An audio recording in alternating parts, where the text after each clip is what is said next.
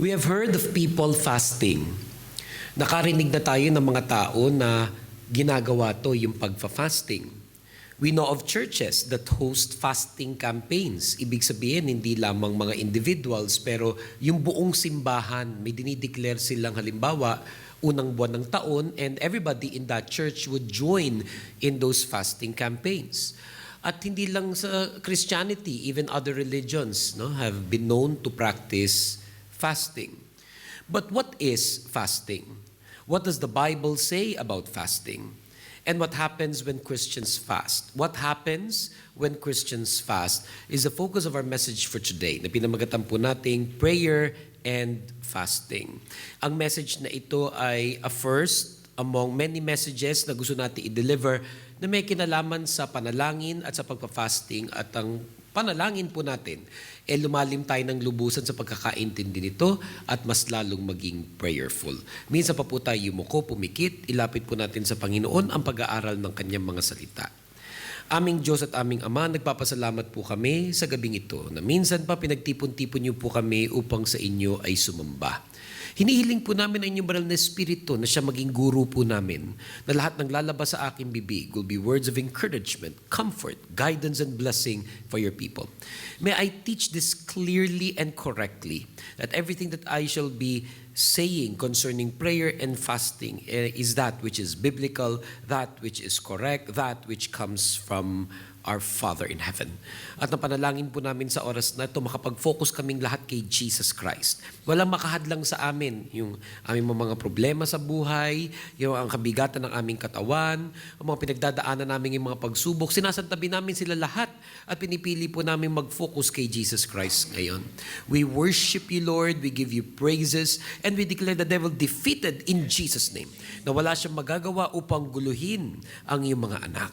For we dedicate this time of learning to you. We dedicate this message unto you as we pray all of this in the name of the Father, the Son, and the Holy Spirit. In Jesus' mighty name, this is our prayer. All God's people say, Amen. Amen. Prayer and fasting. Prayer and fasting. Let's start with the basics. First of all, number one, what is fasting? Ano nga po ba yung tinatawag na fasting? Here is a basic definition of the term. Fasting is known to be abstinence from food or drink as an element of private or public religious devotion. Again, fasting is defined as abstinence from food or drink as an element of private or public religious devotion. Mula dyan sa definition na yan, makikita natin, unang-una sa lahat, what fasting is not. First of all, fasting is not dieting. Magkaiba yun. So may mga tao na may ginagawa sila sa pagkain nila para sila mas maging healthy at para mas maging payat. So hindi yun ang fasting. And what else? Fasting is also not a hunger strike. Iba rin yun. Kasi every now and then, may mga politicians or political prisoners na pag meron silang mga cause na ipinaglalaban, they will do hunger strikes upang ipakita sa kanilang mga supporters at ipakita maging sa mga kalaban nila yung extent ng kaya nilang gawin para panindigan yung kanilang pinaninindigan. Iba rin yung mga yun. Iba yung diet, iba yung hunger strike sa fasting. At makita natin dito sa definition na ito, ang rason kasi is nag-a-abstain ka man sa food, nag-a-abstain ka man sa drink, o nag-a-abstain ka sa kanila pareho o yung mga katulad pa nito, which we'll discuss further later. Pero meron siyang element of private or public religious devotion. May kinalaman siya sa pananampalataya, whether you're doing fasting in a private way or you're doing fasting in connection with a publicly hosted fasting campaign. Ang point lang is, it's about God. It's about one's faith in God. At yung pag-abstain na yan is not limited to just food or drinks or food and drinks together. It may also include yung nag-a-abstain ka, for example, sa entertainment. For instance, TV. Lalo na kung meron sa atin, bata pa lang addict na dyan. nanonood ng kung ano ng mga teleserye, nanonood ng kung ano ng mga comedy shows, o kaya kahit pabalita. Mga pelikula, marami sa atin, medyo fan ng iba't ibang mga artista. So, may mga tao na nagfa-fasting pati sa panonood ng pelikula. At dagdagan mo na ngayon dahil syempre, nandiyan na internet, nandiyan na wifi, yung mga video at online games. There are people na kinakain talaga ng oras nila, even in adulthood, even as an OFW, even now working in other countries, yung paglalaro ng mga games na yan. So, may mga tao na nagfa-fasting, sinasali nila yon, nag-abstain sila sa any form of entertainment. What else? Sports. Kasama na dyan ng kinababaliwan nating basketball, o volleyball ba ito, o chess, or even running, whatever your sport is. So there are people, pag sinabi nila, magpa-fasting ako, sinasali rin nila yon, yung kanilang sports or hobbies.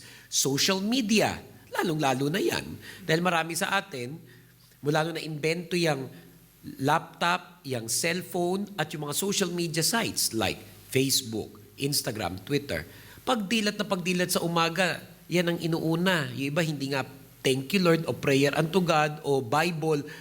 Karamihan sa mga tao ngayon, yan na inuuna. Chine-check ano yung mga update, may nag-message ba sa kanya, at kung ano-ano pa. So there are people who now feel na pag nagpa-fasting sila, isasama nila yan. Yung hindi mo na sila mag-i-involve sa laptop nila o sa cellphone nila or on any social media account. Communications.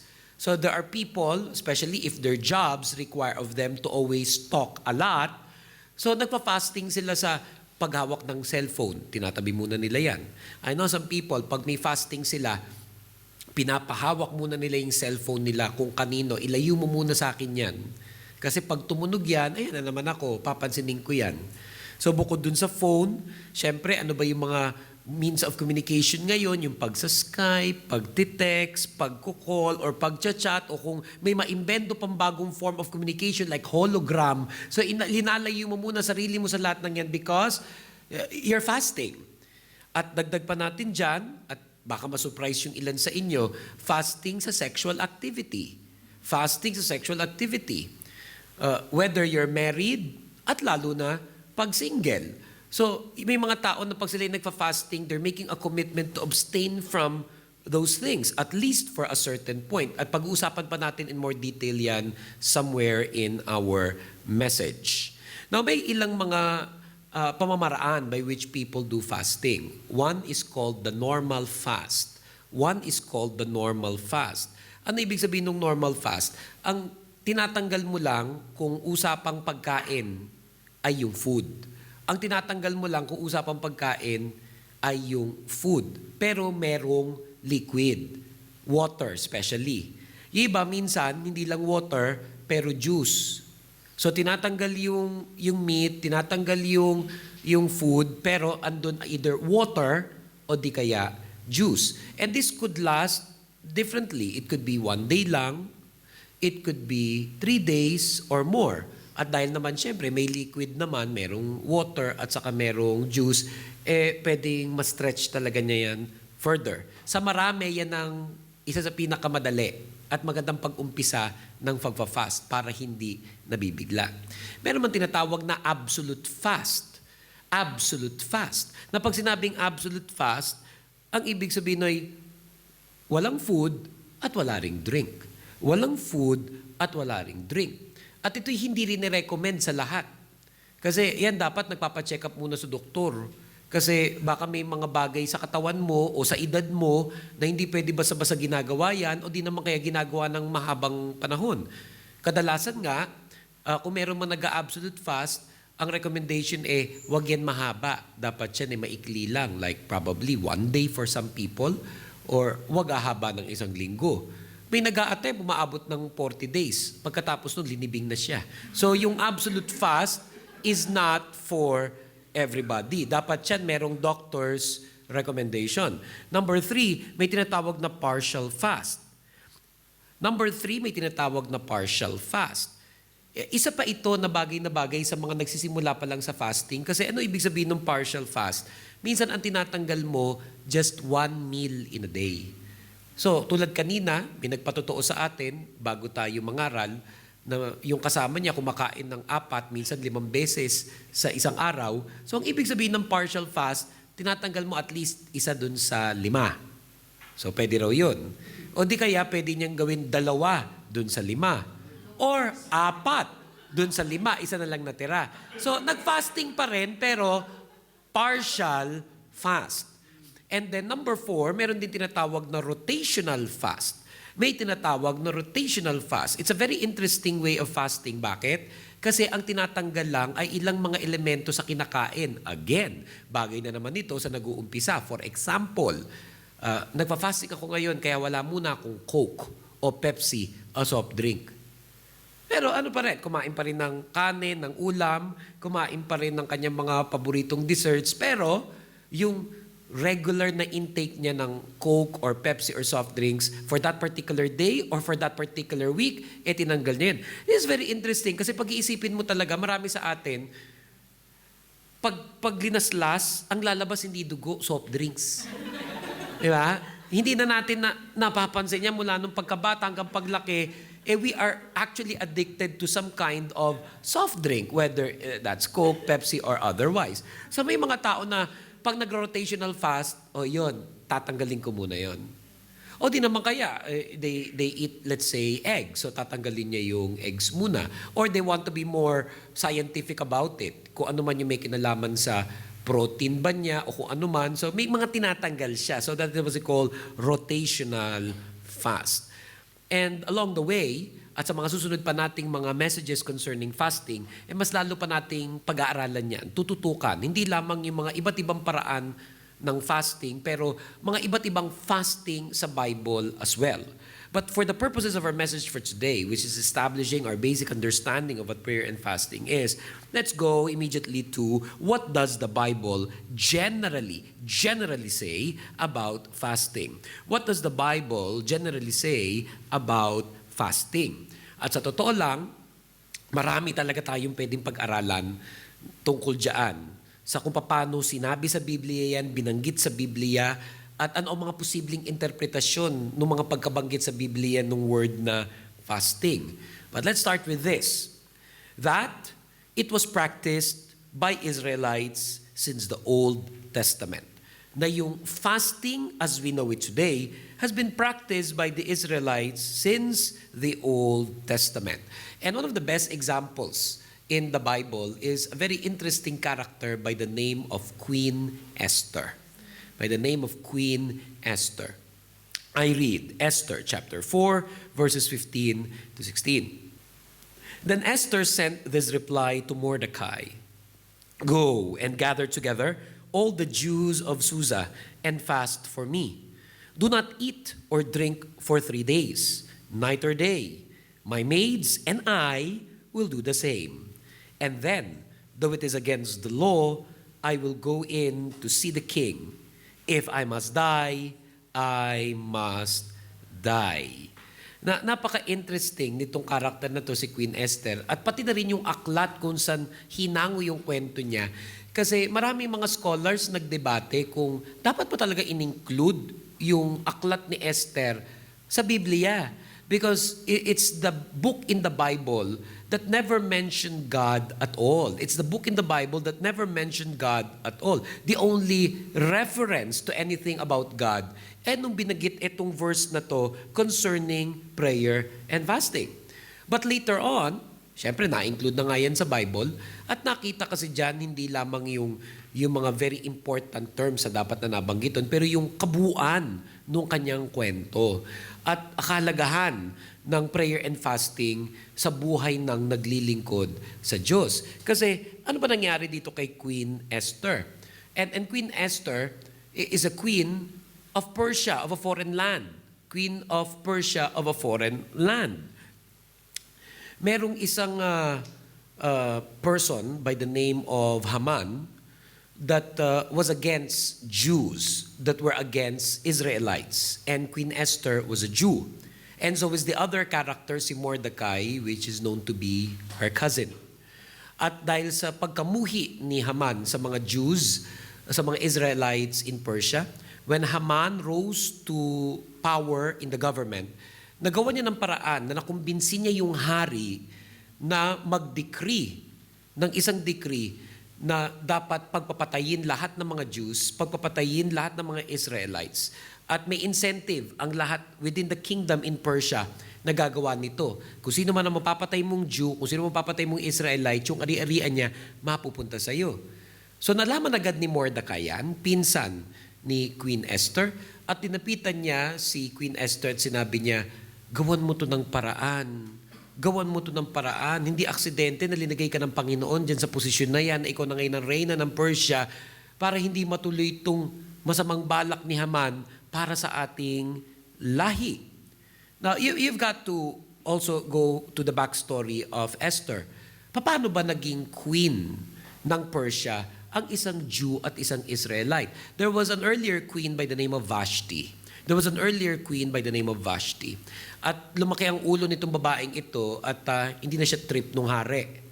At sa pagka-inis nung hari, sa paglaki ng ulo nito ni Vashti, hindi na sumusunod sa kanya, pinalitan niya ito. May mga pinagdadalang mga iba't ibang virgin sa kanya para mapili niya kung sino among his kingdom, mga pinakamagaganda ang dapat na sumunod na reyna dun sa Vashti. And somewhere along the way, nag-shine itong si Esther at siya napili nung hari ng Persia to be the next queen. Kaso napaka-unique din ng pagiging queen noong mga panahon na yun. Hindi sila equal with the king. Makakalapit ka lang sa kanya, magkikita lang kayo pag pinapatawag kanya.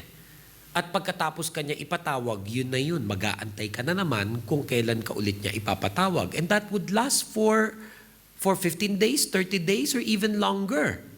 Ngayon, nung lumapit si Mordecai, yung pinsan ni Esther, kay Esther, para sabihin sa kanya yung maitim na balak ni Haman, para patayin yung mga Jews, para patayin yung mga Israelites, sabi ni Esther kay Mordecai, napatawag na ako. Kumbaga tapos na yung cycle. Kailangan mag-antay ako ulit kung kailan niya ako papatawag. Pero nung pag-uusap nila, luminaw na hindi ka na pwede mag-antay. Kailangan mo to gawan ng paraan. Kaya ayan ngayon yung sinabi ni Esther sa Esther 4:15-16. And again, I read, Then Esther sent this reply to Mordecai, Go and gather together all the Jews of Susa and fast for me. Do not eat or drink for 3 days, night or day. So ano tawag natin dyan? Yung you don't eat and you don't drink. Ano tawag dyan? Absolute fast. Tapos hindi lang 1 day, ito'y 3 days, night or day. Pakisabi mo nga sa katabi mo, kaya mo rin yun, Brad. Kaya mo rin yan, sis. Grabe, no? Tapos, pakinggan nyo to ha. Ano sabi ni Esther? Sabi niya kay Mordecai, sabihin mo naman dun sa mga kababayan natin, mag-fast para sa akin.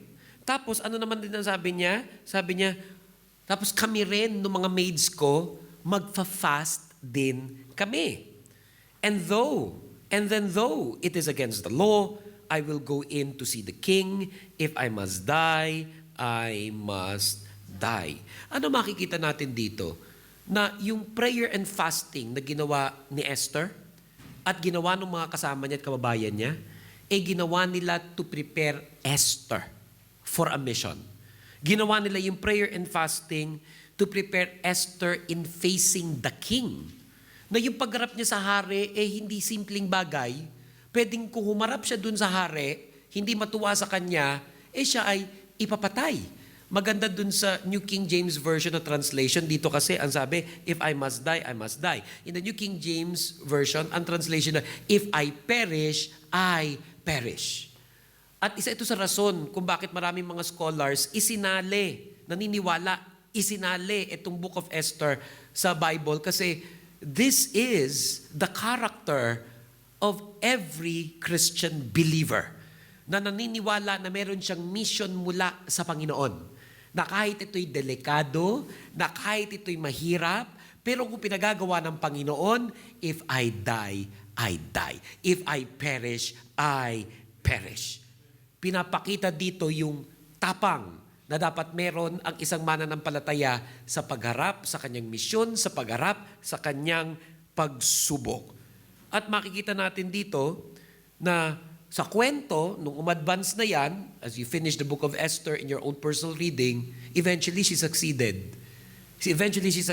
Na-expose niya si Haman, sa kanyang maitim at masamang balak at nakuha niya yung favor ng hari at naligtas niya ang kanyang mga kababayan. Na isang paalala ito sa atin mula dito sa lesson ng fasting ng mga Israelites in the Old Testament, that if ever God has a mission for you to accomplish, if ever there's something God wants you to do in your life, though sometimes it might be scary, though sometimes may mga worries, though sometimes mayroong mga fears, but as you trust in the Lord, and as you learn to pray and fast, napiprepare ka para maharap mo yung iyong misyon at pagsubok sa buhay. Ano pa? Siyempre, pagdating naman sa New Testament, makikita natin dyan ang paglitaw ni Jesus Christ at kung paano si Jesus Christ mentioned several times fasting. At isa sa gusto kong mapag-usapan natin ngayong gabi tungkol sa pagbabanggit ni Jesus Christ tungkol sa fasting was that Jesus clarified how it should be practiced. Jesus clarified how it should be practiced. Kasi syempre mula nung Old Testament, pagdating sa New Testament sa panahon ni Jesus Christ, yung kanilang pananampalataya had now become a formal religion.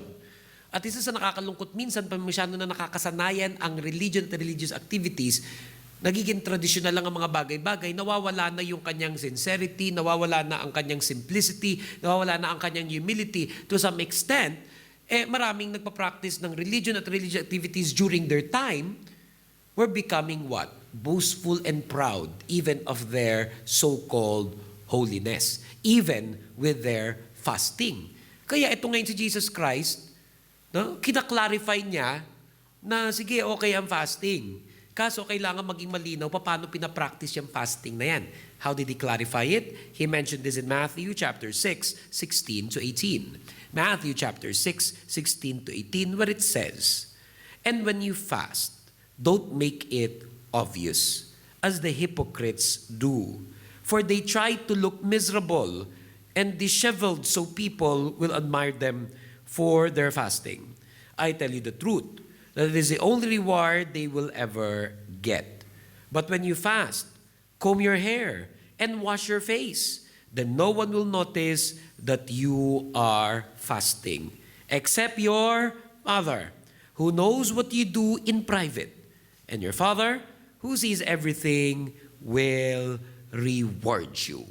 Mula dito sa mga verses na ito, clarify ni Jesus Christ. Pag nagfa-fasting, hindi ito pinagmamalaki o dinidisplay o pinapakita mo pa yung mukha mo sa mga tao na kaaba-aba ka, kaapi-api ka.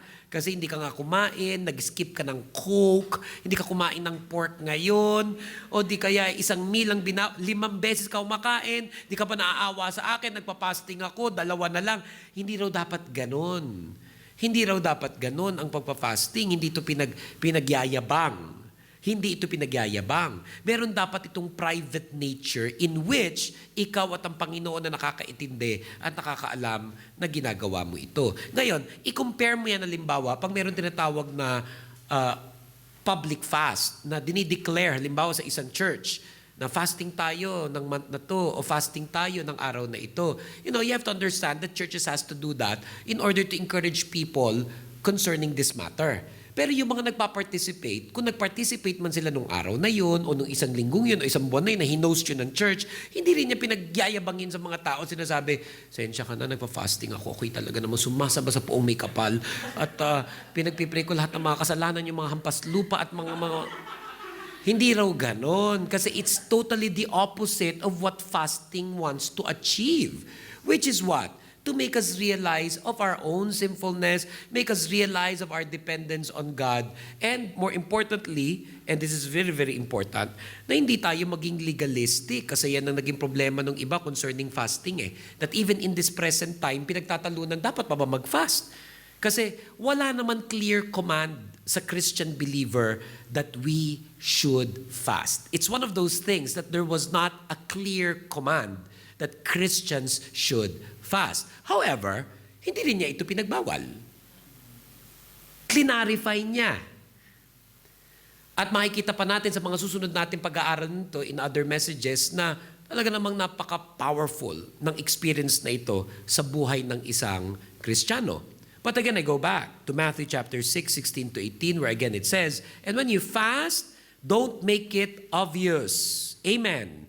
As the hypocrites do, for they try to look miserable and disheveled, so people will admire them for their fasting. I tell you the truth, that is the only reward they will ever get. But when you fast, comb your hair and wash your face, then no one will notice that you are fasting except your Father, who knows what you do in private. And your Father, who sees everything, will reward you. Now, whether we are rewarded because we are fasting, or we're rewarded because we're obeying what He said na dapat in secret, or whether we're being rewarded because of something else, is another story na pag-uusapan natin also in another message. Kasi isa rin na gusto kong i-emphasize sa atin ngayon, this early, that fasting is not about manipulating the hand of God. Hindi porkit nagpa-fast tayo, ibig sabihin nun, Lord, ayan, nakita mo ha, hindi ako nag-coke ngayon, kaya dapat ibigay mo sa akin yung trabaho ko bukas. O yan, Lord, hindi ako kumain ng baboy ngayon, so dapat bigyan mo na ako ng jowa. O Panginoon, ayan. Kasi minsan ganun ang mga tao, wrong notion when it comes to prayer and fasting. That by doing so, nagmumukha kang kawa-awa sa harapan ng Diyos at mapipilitan ng Diyos na pagbigyan ka. Hindi ganun yun. Fasting is not about manipulating the hand of God. Pero makita mo nga naman kasi talaga doon sa Matthew 6, 16 to 18, that somehow when people pray, fast, obey God, it's not without a reward. It's not without a reward. Ibig sabihin, nakikita at nakikita ng Panginoon. At ang nakikita niya, hindi lang yung katawan mo, ang nakita niya, yung puso mo. Ang nakita niya, yun yung pinapoint ni Jesus Christ Ang dapat makita, yung puso at hindi lang yung muka at yung katawan. So alam na this, na pag nagpa-fasting, dapat pogi pa rin. Alam na this, pag nagpa-fasting, dapat maganda pa rin. Yung halos hindi mahalata-halata ng mga tao na pilipit nga pa sa loob. Hindi halata ng mga tao na pag nakakita ka ng cupcake, pero, di ba, carry mo pa rin. Kasi yun yung point. You're doing this and it's clearly not to show off. You're doing this for the glory of God. And yes, of course, it was practiced by Christians in the New Testament. It was practiced by Christians in the New Testament besides during the time of Jesus Christ. We find this in Acts chapter 14, verse 23. Paul and Barnabas also appointed elders in every church. With prayer and fasting, they turned the elders over to the care of the Lord, in whom they had put their trust. So ano ito? This was now the church operating as an organization. At napakahalaga na habang kumakalat sila, nag-grow sila, dumadami sila, na na-organize yung church at nakakapag-appoint ng spiritual leaders, in this case, appointing elders. Appointing elders. You know, this is one very important facet of Christian organization during the time of the book of Acts. They did not voted kung sino yung magiging elder, but the most senior leaders appointed. The most senior leaders appointed who would be the elders. Pero hindi nila basta-basta ginawa lang yung appointment because of popularity. Hindi nila ginawa yung appointment because only of a resume. Paano sila nag-appoint? With prayer and fasting. With prayer and fasting, they turned the elders over to the care of the Lord, in whom they had put their trust. At marami pa. Mula dyan sa examples na yan na ating nabanggit, nakita natin, in the Old Testament, they practiced this. Jesus clarified this. In the New Testament, even, the leaders would often do prayer and fasting. And fast forward, in our time, in the contemporary history of the Christian Church, napakaraming pagkakataon na kumilos ng matindi ang Diyos sa kanyang simbahan throughout the world, whether that is in Europe, in America, in the United Kingdom, in Israel, in the Philippines, in the Middle East.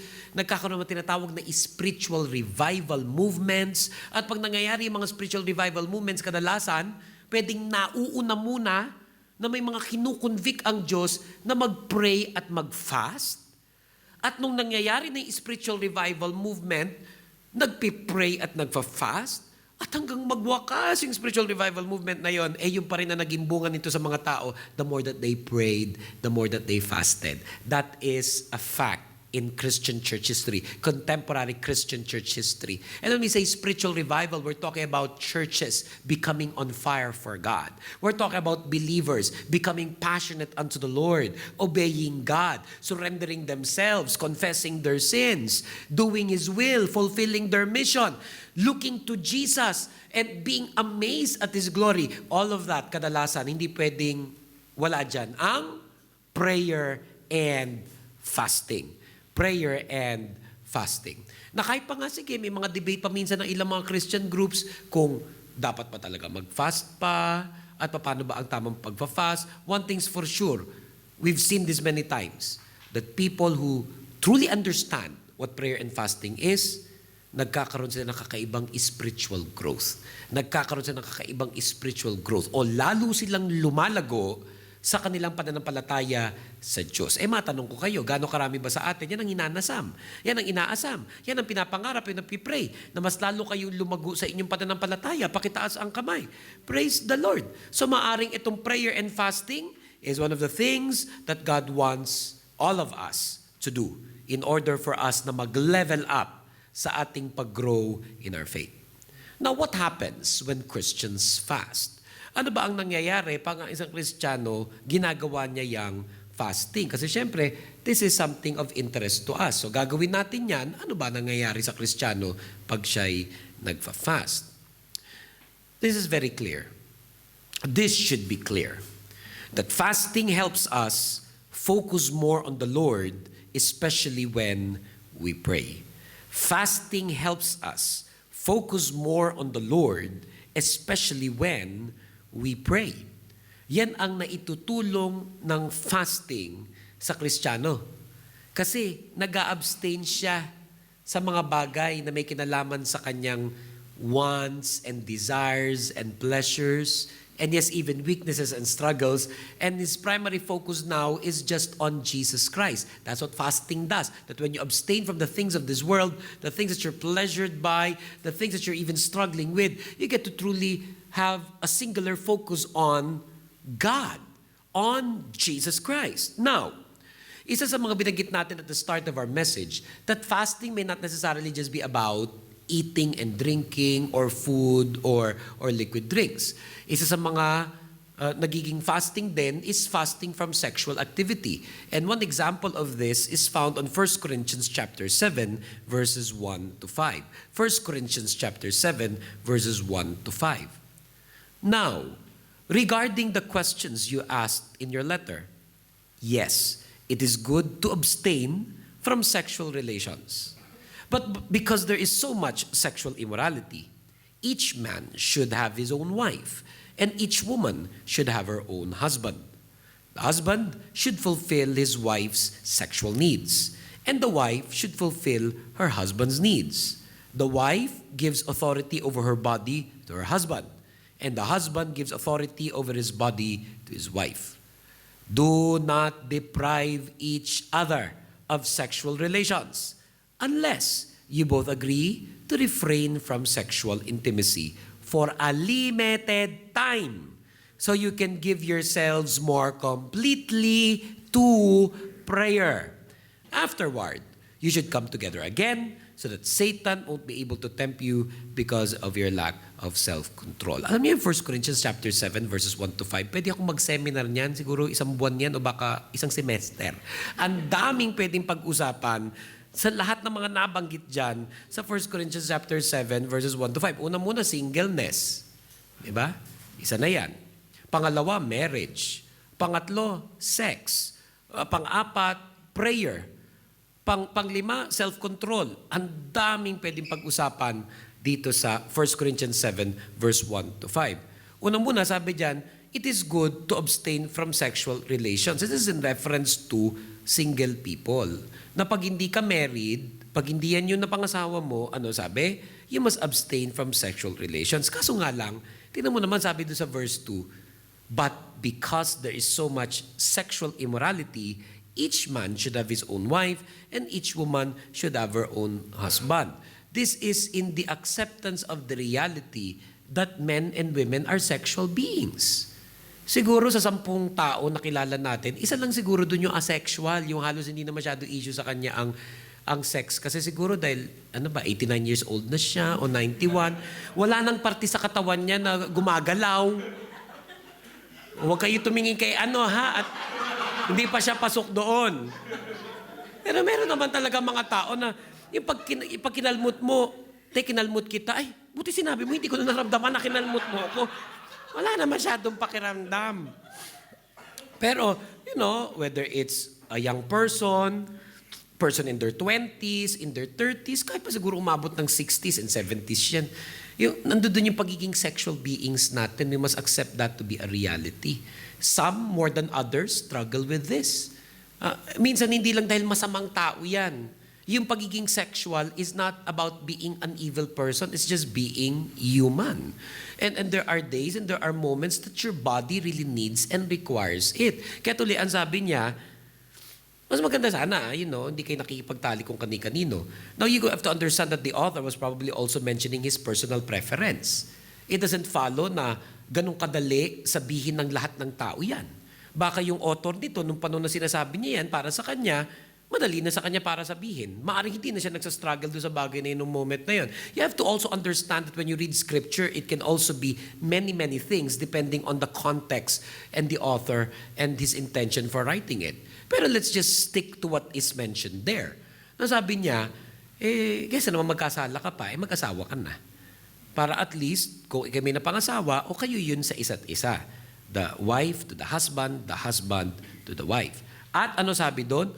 Dapat tanggap nung mag-asawa na yung katawan mo, hindi na sa iyo yan. Kanya na yan. Yung katawan niya, iyo na rin yun. So you must not what? Deprive each other. Masama daw yun. Kaya kung meron dito na may asawa, pakisabi, masama daw yun na dinideprive mo asawa mo. Diba? Kung meron sa inyo dito, na may mga kilala, sabi, masama daw yun, dinideprive. Sa totoo lang, nakaka-bad trip yun.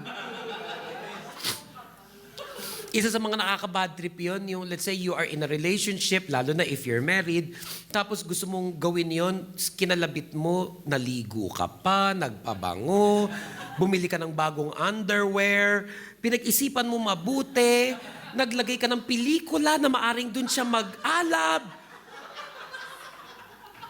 Tapos mataas ang expectation mo na pag kumalabit ka yun na yan. Tapos biglang babanatan ka ng, agad ako, ngantok ako, maaga pa bukas. Tapos biglang para pampalubag-lob, hinalikan ka sa noo, yan, hinalikan ka ng gano'n, parang... Nakaka-bad trip yun. Magpakatotoo tayo, ang tao na, is sexually active, who desires sexual activity, lalo na siguro in this case, nagkakaintindihan naman kayo, nagmamahal lang kayo, o kaya karelasyon mo yan, o di naman kayo, lalo na asawa mo yan. Ang point is, wag daw ganun. Wag magdi-deprive. Unless you both agree to refrain from sexual intimacy for a limited time. Now, limited time is subjective, relative. Depende sa inyo yun. Kung ang limited time nyo ba 1 hour? Relax ka lang. 1 hour. Pahinga lang. O ang limited time is 1 day. Ang limited time is 1 week, 1 month. Ako minsan may kinaunsalan ako. Sabi ko, gaano katagal na yung huli niyong pagtatalik, Pastor?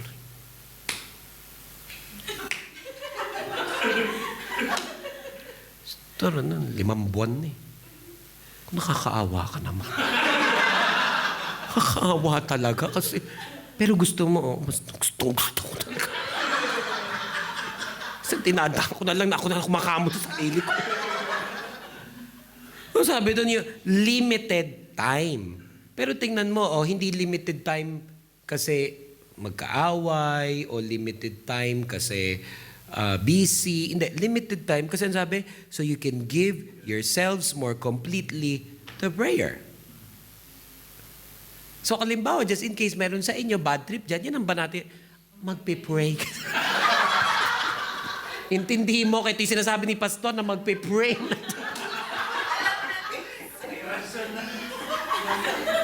Magpipray tayo. So, ibig sabihin, hindi yung wala lang. Kasi kung ayaw mo makipagtalik sa asawa mo, may issue. Dapat i-address yun. Hindi pwedeng hayaan yun na tumagal. Kung may problema kayo pagdating sa bagay na iyan, dapat magpa-counseling, dapat ayusin. Pero ito sabi, kung mangyari man daw yun, it's because, as a couple, as for me and my household, we will serve the Lord. So dapat naman nagpipray tayo. So again, what's the issue there? Focus.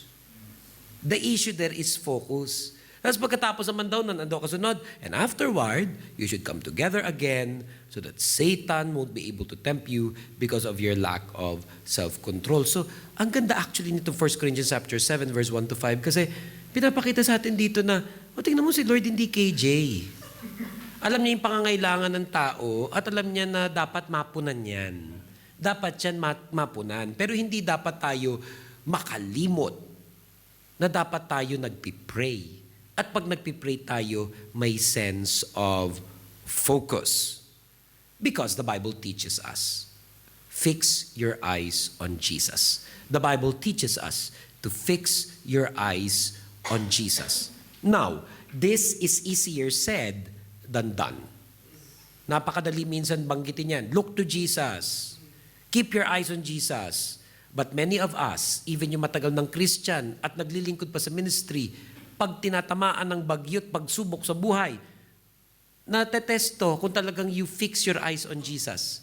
For the Bible tells us in Hebrews chapter 12, verses 1 to 2, therefore, since we are surrounded by such a huge crowd of witnesses to the life of faith, let us strip off every weight that slows us down, especially the sin that so easily trips us up. And let us run with endurance the race God has set before us. We do this by keeping our eyes on Jesus, the champion who initiates and perfects our faith. Because of the joy awaiting him, he endured the cross, disregarding its shame. Now he is seated in the place of honor beside God's throne. So ano ibig sabihin daw niyan? Fix your eyes on Jesus. Kasi meron daw tayong tinatakbo. Meron tayong tinatakbong race. May pinagagawa sa atin ng Panginoon. And every now and then, matetest kung magtutuloy-tuloy tayo sa ating takbo. Halimbawa, yung ilan sa inyo, binigyan ngayon ng bagong ministry, the prayer ministry. So, itetest ka. Kung magpapatuloy ka sa tinatakbo mong ministry. Meron sa inyo, nagpipreach na ngayon, itetest ka kung magpapatuloy ka sa magpipreach. May Bible study nga, itetest ka, ituloy mo yung Bible study. Ministry sa young adults, as a worship team, bilang worship leader, o children, o kung ano pa man yung pinagagawa sa ng Panginoon. May time of testing. And in that time of testing, dun mapapatunayan kung talagang nakafix ang eyes natin kay Jesus. Like what I said, this is easier said than done. And many times, the spirit is willing, but the flesh is weak. Many times, the spirit is willing, but the flesh is weak. What's the truth? Maraming struggle sa earth. What is the truth? Maraming struggle sa earth. Matthew 26:40-41. Then he returned to the disciples and found them asleep. He said to Peter, couldn't you watch with me even 1 hour? Keep watch and pray, so that you will not give in to temptation. For the spirit is willing, but the body is weak. Again, Matthew 26:40-41. Then he returned to the disciples and found them asleep. He said to Peter, couldn't you watch with me even 1 hour? What is this? What is this? Jesus being frustrated with his own disciples. Naiintindihan ko siya yung, tagal na natin magkasama. Hanggang ngayon ba, pasaway pa rin kayo? Hanggang ngayon ba, hindi man laki makatagal ng kahit man lang 1 oras? Ito na, konting-konti na lang yung kasama niyo ako, hindi ba nagigets ang lahat ng mga nagaganap? This is Jesus airing out his frustration. This is Jesus relating to pastors like me and to many other spiritual leaders na nag-e-effort ka sa church, nag-e-effort ka sa mga tao, sa mga leaders mo, pero talaga minsan natitest yung kanilang resolve. Natitest yung kanilang commitment. Lumilitaw yan. The spirit is willing, but the flesh is weak. Ano sabi ni Lord dyan? Keep, watch, and pray so that you will not give in to temptation. For the spirit is willing, but the body is weak. Fasting Prayer and fasting helps us to keep our body in check.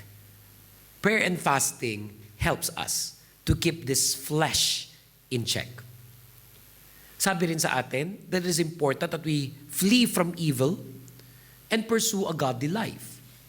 Sabi, fix your eyes on Jesus. It's a struggle because the spirit is willing and the flesh is weak. So, flee from evil and pursue a godly life. 1 Timothy chapter 6 verse 11, but you, Timothy, are a man of God. So run from all these evil things. Pursue righteousness and a godly life, along with faith, love, perseverance, and gentleness. Again, 1 Timothy chapter 6 verse 11. Ano sabi dyan? But you, Timothy, are a man of God. Sabihin nyo nga sa mga katabi nyo, man of God ka. O woman of God ka. Sabihin nyo nga sa mga katabi nyo yan, man of God ka. Woman of God ka. Alam mo, kailangan minsan magpaalalahanan tayo ng ganyan. Pag halimbawa, eto na naman, gusto na naman magkakamot, ay kamot ka na naman ng kamot, man of God ka. Yan. Ikaw na naman, nag-iinarti ka, nagsusungit ka na naman, nagnanager ka na naman, woman of God ka, woman of God ka, woman of God ka. Maganda nagpapaalalahanan kayo ng mga ganyan. Eto na naman, gusto na naman mag-shopping, mamimili na naman, man of God ka, woman of God ka, tigil-tigilan mo yung mga kamunduhan na yan. Sabi? But you, Timothy, are a man of God. You know, sometimes talaga, kailangan natin ng yung binubuhusan ng malamig na tubig. Kasi habang nabubuhay tayo dito sa lupa, pwede tayo madala. Alam mo na naman ang verses. Alam mo na naman yung turo. Alam mo na naman yung command. Ang kailangan lang minsan may magbuhos sa atin ng malamig na tubig. Oo nga, man of God ako. Ay, woman of God ako.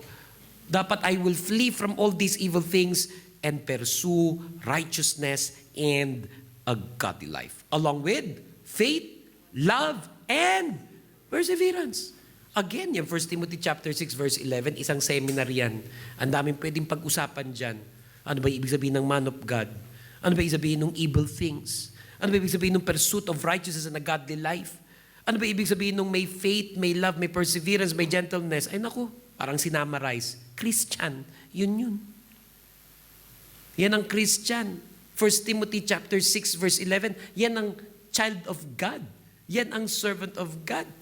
Kaya mamaya pag uwi ninyo, mag-checklist kayo. Meron na kaya ako nito? Yung pagka-man of God? Check.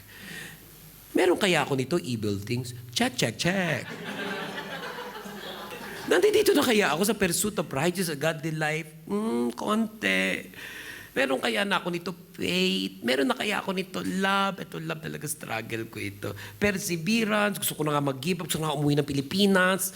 Meron kaya ako nito gentleness, checklist. Gamitin na checklist.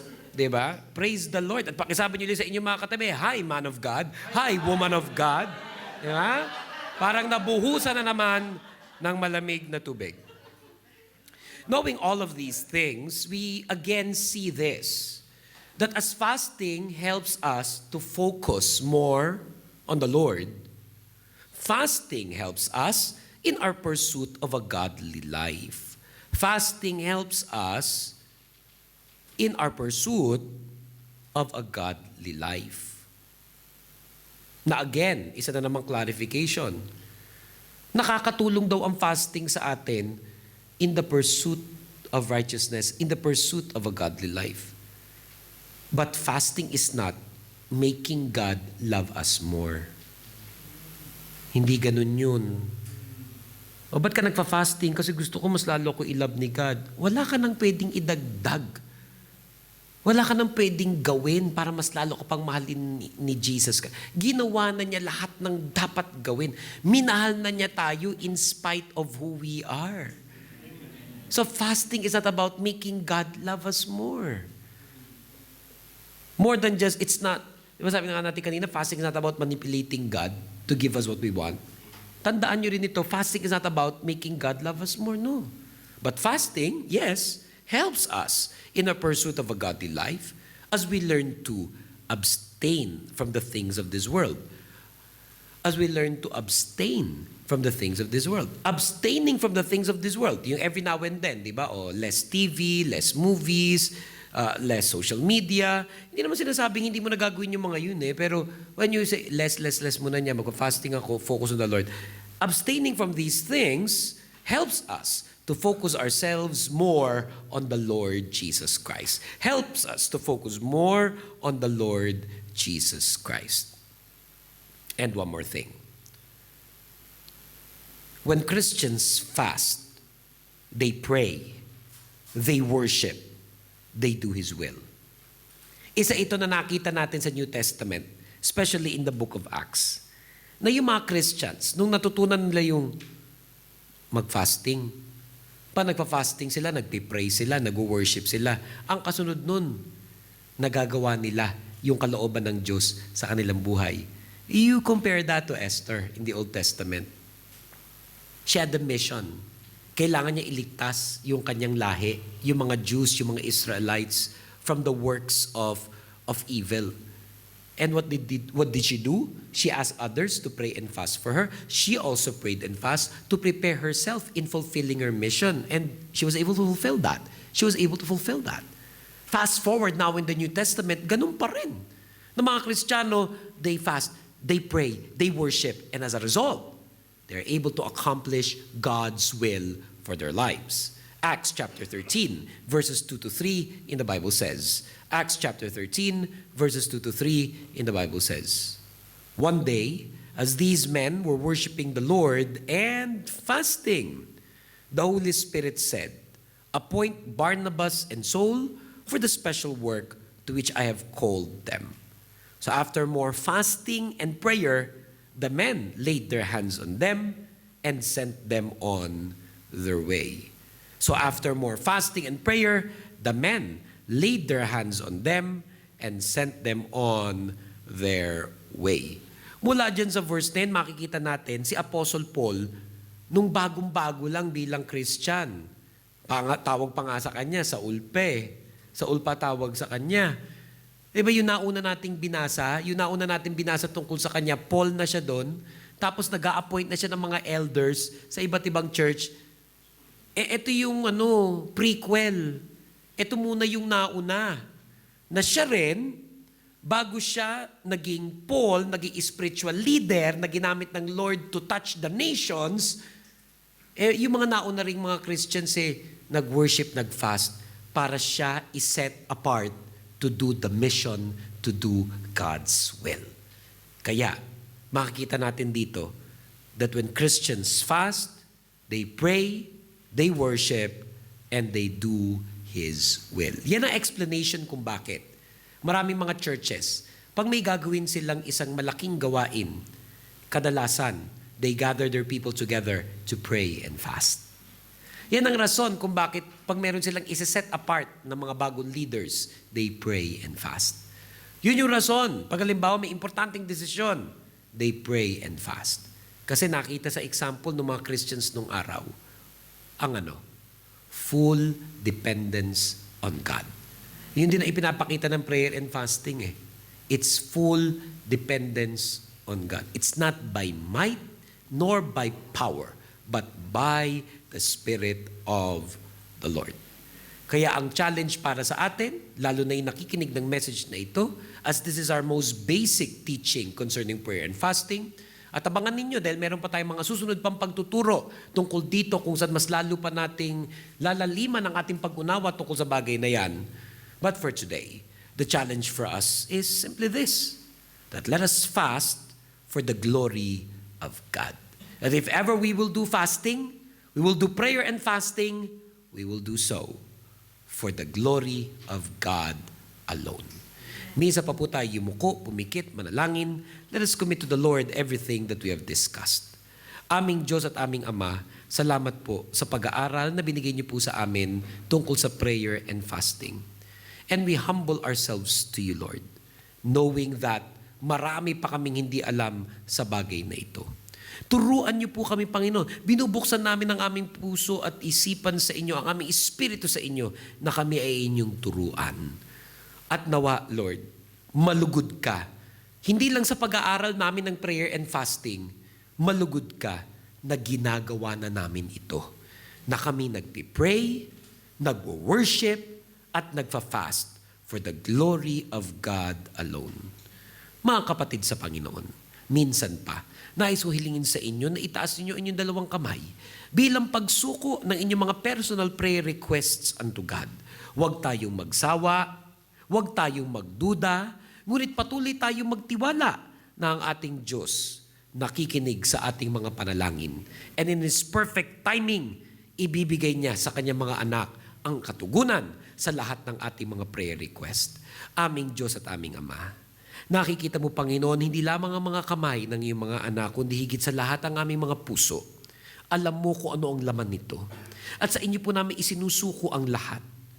Lahat ng iniintindi namin ngayon, Lord, na may kinalaman sa mga pangangailangan namin financially, may kinalaman sa mga problema namin sa aming relationships like our marriages, love life, relationship namin sa aming mga kamag-anak, magulang, kapatid, anak, relationship namin sa aming mga ka-church, relationship namin sa mga kasama namin sa ministry. Lord, itinataas namin maging aming mga personal relationship with you, yung aming spiritual growth. May ilan sa amin dito, Lord, palago ng palago at meron din sa amin nagsastruggle pagdating sa kanyang walk with God. Lord, help people who are here today asking something of you. At salamat, Panginoon, dahil sabi mo rin sa iyong mga salita, hindi pa nga namin ito sinasabi, alam mo na.